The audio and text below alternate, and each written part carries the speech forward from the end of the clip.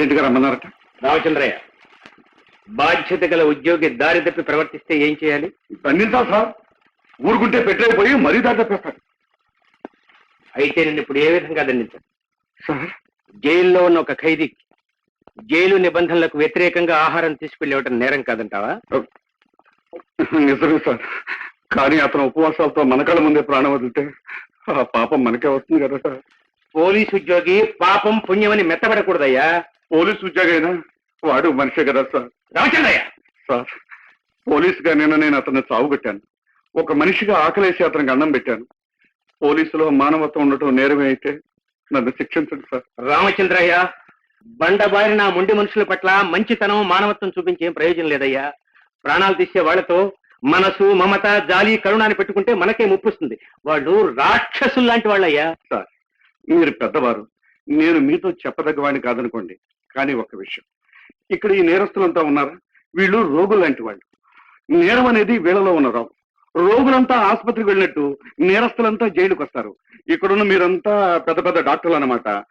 మేమంతా మీకు సాయం చేసే కాంపౌండర్ అన్నమాట. మీరు మేము కలిసి వీళ్ళలో ఉన్న రోగం అంతా నయం చేయాలి సార్. అందుచేత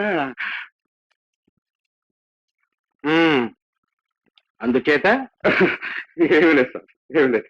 రామచంద్రయ్య సార్, నాకిప్పటికి అర్థమైందయ్యా. ఏమిటి సార్? నీకు ప్రమోషన్ ఎందుకు రాలేదు? నిజమే సార్, నిజం. ఏమిటి గొడవ? వెళ్ళు. మా నాయన కదా. వెళ్ళవమంటుంటే ఏమిటయ్యా, ఏమిటి గొడవ? ఎవరివిడా? కొత్తగా ఇది జగన్ లేదండి, ఆయన తల్లిటండి ఇవిడ. అవును బాబు, నేను జగన్ కన్న తల్లిని. వాణ్ణి చూడాలని గంపెడాశతో మా ఊరు నుంచి వచ్చాను. చూడమ్మా, నువ్వు బాధపడి బ్రతిమాలి ప్రయోజనం లేదమ్మా. ఇక్కడ టైం అయిపోయిన తర్వాత ఎవరిని చూడడానికి వీలేదమ్మా. అది రూలు. బాబు, కన్న తల్లి బిడ్డను చూడటానికి రూల్ ఏమిటయ్యా? బాబు, నీకు దండం పెడతాను, ఒక్కసారి నా బిడ్డను చూపించు బాబు. బాబు, ఏడోకమ్మా, ఏడోకు. నువ్వు ఏడుస్తుంటే నాకు కూడా ఏడుపుస్తుంది. ఊరుకు. నేను మా సూపరింటెండెంట్ గారి ఇంటికి వెళ్ళి ఆయన అనుమతి అడుగొస్తాను. ఆయన దేవుడు లాంటి మనిషి, తప్పకుండా ఒప్పుకోవచ్చు. ఇదిగో, నువ్వు వెళ్ళి ఆ చెట్టుకి నువ్వు కూర్చో, నేను ఇప్పుడు వెళ్ళొస్తాను. అలాగే బాబు. నమస్కారం అయ్యారు. నమస్కారం అమ్మగారు. బాబు, జరంగారం ఏరిపోయిందా? ఏమిటి రామచంద్రయ్య, ఇంటికి వెళ్లకుండా ఎలా వచ్చావు? ఆ ఖైదీ నెంబర్ 203. అదే సార్, జగన్ లేడు సార్. వాడికి ఓ తల్లి ఉందట. ఆవిడికి వీడొక్కడే కొడుకట. వీడు ఎంత కూనీకూరైనా తల్లి ప్రేమ ఎక్కడ పోతుంది సార్. పాపం వీడిని చూడాలని వచ్చింది సార్. ఆ వచ్చిన ఆవిడ పెందగా రావచ్చు కదా సార్. టైం అయిపోయిన తర్వాత వచ్చింది. టైం అయిపోయిందమ్మా అని నేను కూడా అరిచాను సార్. నా తప్పు కాదు. రైలు ఆలస్యంగా వచ్చిన బాబు అని ఏడ్చింది సార్. ఆ ఏడుపుకు మనిషి అన్నవాడు ఎవడైనా కరిగిపోవలసిందే. నేను కూడా కరిగిపోయి కళ్ళపట్టి నీళ్ళట్టుకున్నాను. నేనే కాదు, మీరైనా అంతే సార్. ఎంత స్ట్రిక్ట్ అయినా మీది జాలిగుండే కదా సార్. సార్, నేను చెప్పాను, నాతో చెప్పి ఏం ప్రయోజనం లేదమ్మా. నేను మా సూపరింటెండెంట్ గారితో చెప్పొస్తాను. ఆయన దేవుడు, ఆయన మనస్సు. వెన్న, హృదయం, పాలు మీగడ ఎవరన్నా జాలి అని లక్ష్య చెప్పుంటాం. అవును సార్. కానీ నేను ఒక సూపరింటెండెంట్ అని, రూల్స్ పాటించడంలో మీ అందరికంటే స్ట్రిక్ట్ అని చెప్పడం మర్చిపోయి ఉంటావు, అవునా? దాందే ఉంది సార్. ఇప్పుడే వెళ్ళి చెప్పొస్తాను సార్. ఆయన చాలా స్ట్రిక్ట్, చూడడం కుదరదు. తల జైలు గోడకేసి కొట్టుకున్నా ఏమీ ప్రయోజనం లేదు. ఎందుకంటే వాటిలాగా మా మనసులు కూడా రాతి మనసులు అని చెప్పొస్తాను సార్. వస్తానమ్మ గారు. రామచంద్రయ్య సార్, చూడు, ఇవాళ చూడటానికి కుదరదు. కానీ వాళ్ళ అబ్బాయిని చూసి ఏర్పాట్లు రేపు చేస్తామని ఆవిడతో చెప్పు. నిజంగానే సార్? సార్, నాకు తెలుసు సార్, మీరు ఎంత స్ట్రిక్ట్ గా ఉన్నా మీ మనసు చాలా గొప్ప సార్. మీ అయ్యగారు ఏమన్నారు బాబు? దేవుడు లాంటి మనిషి వరవకుండా ఉంటాడా? అందుట్లో అడిగింది ఎవరు? ఆంజనేయులు లాంటి భక్తుడు. చూడమ్మా, నువ్వు రేపు పొద్దున్నే వస్తే మీ అబ్బాయిని చూడొచ్చు. అమ్మో, రేపు పొద్దున్న? ఇవాళ కాదు, రేపు పొద్దున్న దాకా ఏం చేయరా దేవుడు? ఊరుకోమ్మా, ఊరుకో. సరేలే, ఈ చెట్టు కింద పడుకుంటా గానీ రేపు పొద్దున్న వచ్చి లేపు. ఈ చెట్టులో నేను సొంతం అనుకున్నావేంటి? ఇక్కడ పడుకుంటే తీసుకెళ్లి జైల్లో పెడతారు. మరి ఏం చేయను బాబు? బాబు బాబు అంటున్నావుగా, తప్పుతుందా? సరే పదమ్మా, మా ఇంటికాడ పడుకుంది కానీ పద.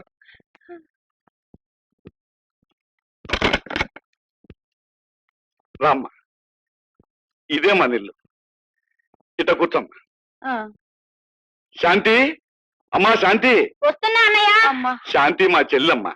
పేరుకే గాక మనిషి కూడా మహాశాంతమూర్తి, కొత్త బోళా మనిషి. ఏమిటన్నయ్య? ఎవరివిడా? అమ్మ. అమ్మా? అదే జైల్లో 203 ఖైదీ జగన్ నేతను ఉన్నాడు, అతని తల్లెమ్మ. పాపం అతను చూద్దామని వచ్చింది.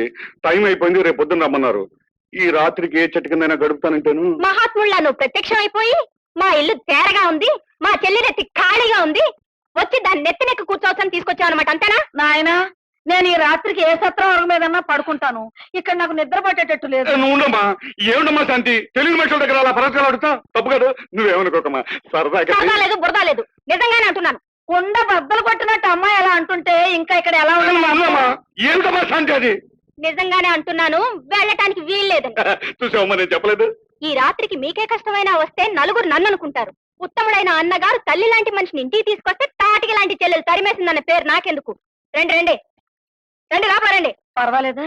రామ్మా, అది ఇలా గద్దరగా మాట్లాడినా మనసు వెన్నపూసలాంటిదమ్మా. వదలమ్మా, త్వరగా రమ్మా, లేకపోతే ఇది కూడా ఉండదు. త్వరగా రమ్మా. రామ్మా రా, అడుగు మీ అబ్బాయి. బాబు జగన్, ఎందుకు వచ్చా? అదేమిట్రా బాబు అలా అడుగుతున్నావు? తల్లి బిడ్డ దగ్గరికి ఎందుకు వస్తుందిరా? కళ్ళారా చూసుకోవడానికి, నోరారా బాబు అని పిలుచుకోవడానికి. అందుకే వచ్చాను రా బాబు. చూడటానికి వచ్చావు. కటకటాల వెనక నుంచి రాబోయే చావు కోసం ఎదురు చూసే నన్ను చూడటానికి వచ్చావు. వెళ్ళు బాబు, నువ్వు ఇక్కడి నుంచి వెళ్ళిపో. బాబు, మళ్ళీ నీ ముఖం నాకు చూపించు. ఒరేయ్ బాబు, ఆగరా, ఒక్కసారి ఇటు చూడరా. పోలీసు బాబు, విన్నావా? వాడు ఎలా మాట్లాడి వెళ్ళిపోతున్నాడో విన్నావా? ప్రాణాలన్నీ వాడి మీదే పెట్టుకున్న కన్న తల్లిని చూడ్డానికి వస్తే గుండెలు కోసేసేలా మాట్లాడి పొమ్మంటున్నాడయ్యా. పోతానయ్యా, పోతాను. అమ్మ మనసు అర్థం చేసుకోలేక వాడు పొమ్మంటుంటే ఏం చేయగలనయ్యా? ఏడుస్తూ పోవడం తప్ప. ఒరే ఒరే ఒరే ఒరే ఓరి నీచుడా, అమ్మ మనసు రప్పిస్తావురా నువ్వు? నువ్వు మనిషివా పశువురా? 9 నెలలు నిన్ను మోసి రక్తం పంచి తన పేగు తెంపుకు నీకు ప్రాణం ఇచ్చిన అమ్మను మొహం చూడ పొమ్మటవరా? ఓరి దౌర్భాగ్యుడా, అమ్మని 2 లక్షలకి అర్థం దైవం తెలుసుకోరా? రావుడైనా దేవుడైనా సరే అమ్మకు దండం పెట్టి తీరాల్సిందేరా. అటువంటి అమ్మను మొహం చూడ పొమ్మటవరు నీచుడానికి. ఆపన్న ఆపు. బలవంతాన బాధను దిగమింగుకుంటున్న నన్ను నీ మాటలతో మరింత గాయపరచుకో. జగన్, అవునన్నా, రేపో మాపో చావబోయే నన్ను చూసుకుని మా అమ్మ గుండె పగిలేలా ఏడుస్తుంది. ఆమెను ఓదార్చలేక నేను కుమిలిపోవాలి. అందుకే బండగా మొండిగా నేను తల తిప్పేసుకున్నాను. దూరంగా వచ్చేసాను. తమ్ముడు, బాధపడకు. నిన్ను తప్పుగా అర్థం చేసుకున్నందుకు నన్ను క్షమించయ్యా, క్షమించు. తమ్ముడు, తమ్ముడు, తమ్ముడు. రామచంద్రయ్య, సంకెళ్ళు వేయబడ్డ మనిషికి, సంకెళ్ళు వేసే మనిషికి సంకెళ్ల కంటే బలమైన బంధం ఉంటుందని మీ ఇద్దరిని చూసిన తర్వాతే తెలుసుకున్నానయ్యా. సార్, ఇంతకాలం వాడు నా మనసులోనే చోటు చేసుకున్నాడు సార్. ఇప్పుడు వాడు నా శరీరంలో కూడా చోటు చేసుకున్నాడు సార్.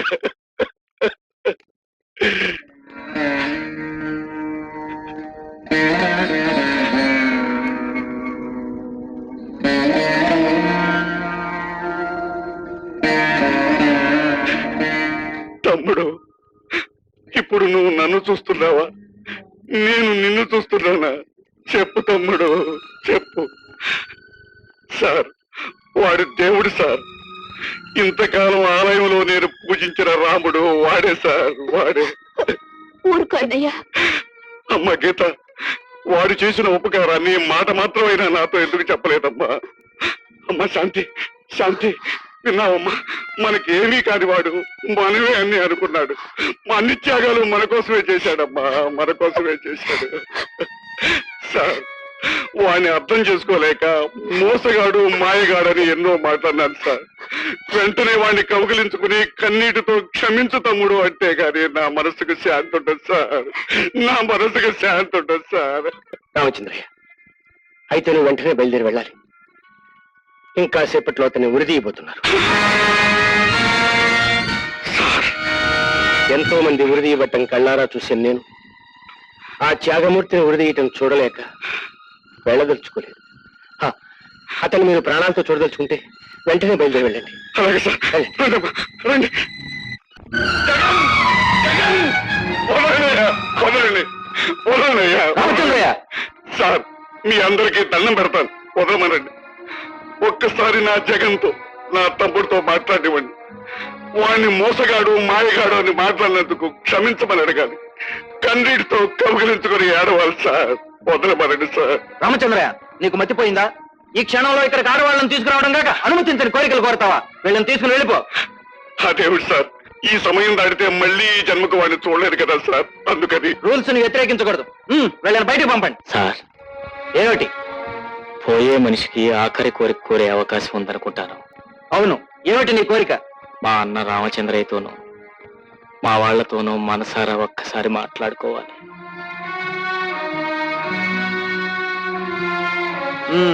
సరే, అతన్ని తీసుకురండి.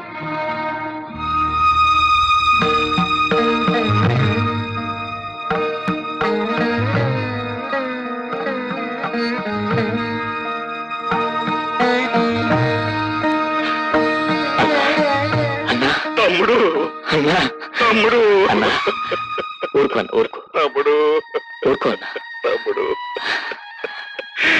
తమ్ముడు, నీలోని గొప్పతనాన్ని, నీ మనసును చూడలేక నిన్ను నానా మాట్లాడినాను.